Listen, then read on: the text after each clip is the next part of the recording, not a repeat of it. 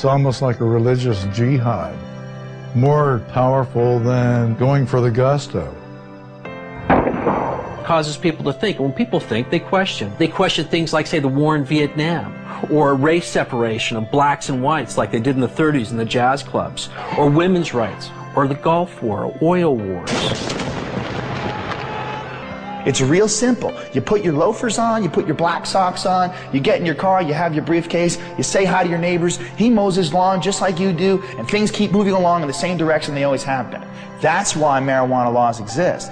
There are, in my opinion, people in government at all levels of government who know that it's not a winnable war, and yet they continue to pursue it. Acceptance of drug use is simply not an option for this administration.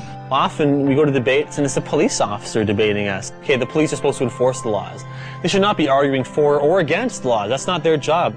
Well, what is their job? Is it to enforce laws that exist on the books, or to determine the policy of the laws that are made? The way to justify the policy is to create a lot of fear and then spend a lot of money combating that. Quite frankly, if you took the using population of all the other illegal drugs combined and you eliminated cannabis from that equation, there wouldn't be a big enough drug problem in either this country or the United States to justify the massive expenditures that go towards fighting the war. The amazing thing is the small amount of enforcement that is necessary.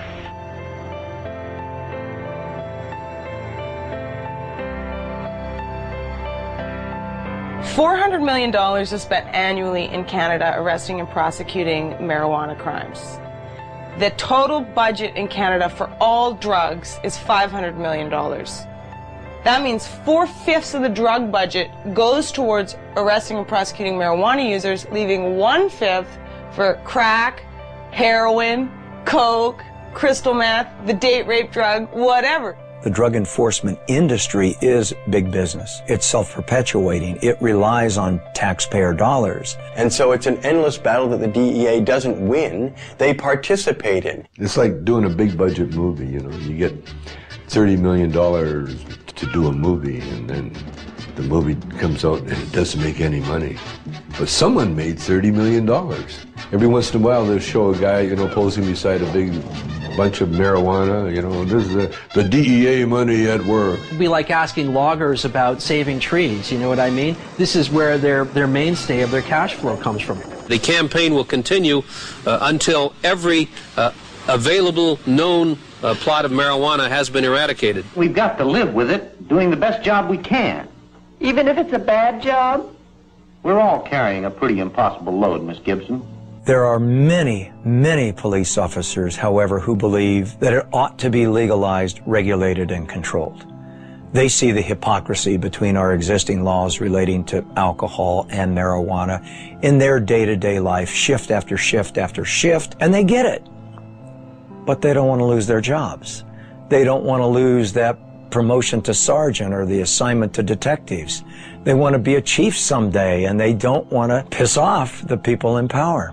Judges, lawyers, prosecutors, defense lawyers, prison guards, there's all of those people in the criminal justice industry. Are their interests being protected? Well, in a sense, yes, they are.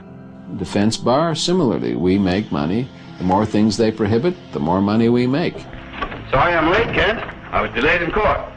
You still have large numbers of people being busted for simple possession. If you look at the stats, in terms of drug offenses, the largest group are still simple possession of marijuana. Every time you blow a marijuana cigarette, you take a chance on blowing your future. Oh, come on, Pop. All my friends smoke pot. They're not criminals. Only because they haven't been caught yet.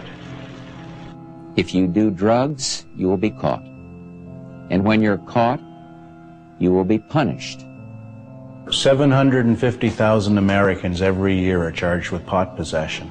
That's nearly 1 million people, and whether you go to jail or not, your life is in serious trouble.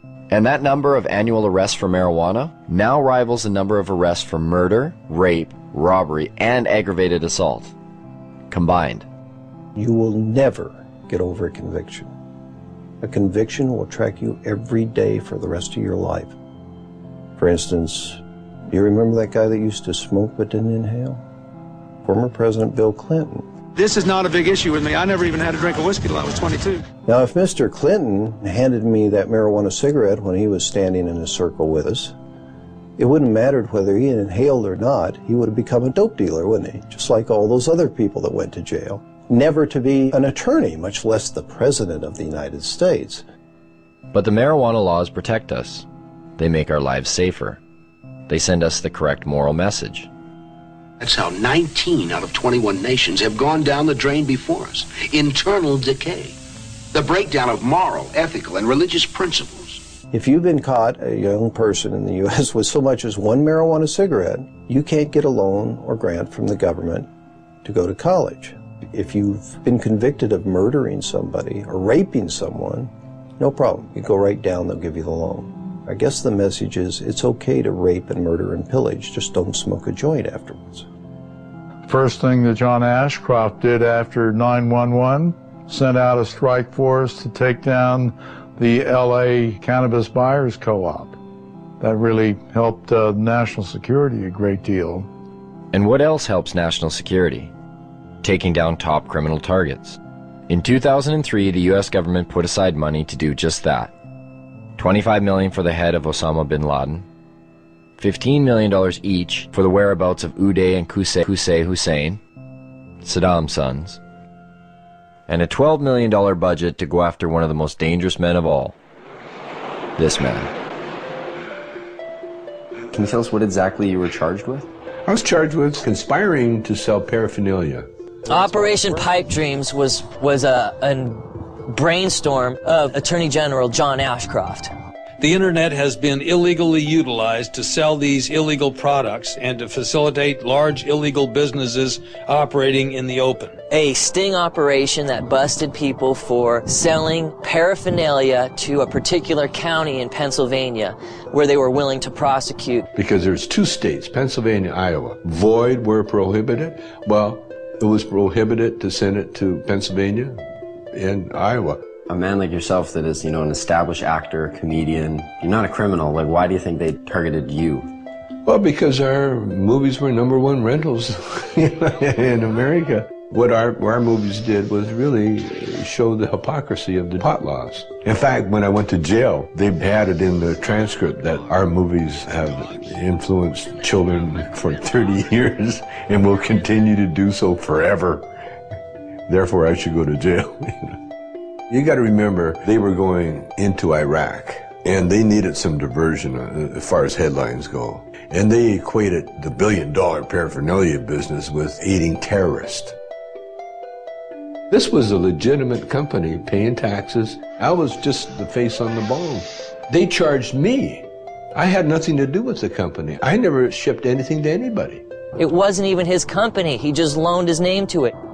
51 people were arrested under Operation Pipe Dreams. Only one person, Tommy Chong, went to jail. But if I didn't plead, they threatened my son and my wife. Tommy stands up and volunteers to go to jail. Says, yeah, okay, that's my paraphernalia. Leave my wife and kid alone. He's protecting his family. What kind of force was used on the day you were arrested? There's over 20 SWAT team people, visors, automatic weapons, helicopters overhead. They had news trucks, Fox News trucks outside. They had the media on the ready. It was a photo op for everybody. They asked, do I have any drugs? And I said, yeah, I got pot, and they wanted to know where it was, so I told them. They said, well, it's not really a drug bust. I said, well, then what are you doing in my house, Then they said, it's about bongs. We're bringing down all the bong companies in America. And with Tommy safely behind bars for 9 months, the United States drug war reset its sights, this time across borders. In downtown Vancouver, just outside the U.S. consulate, a bunch of people had gotten together and were having a rally for this guy named Mark Emery. He had evidently been selling seeds, marijuana seeds, to the wrong people.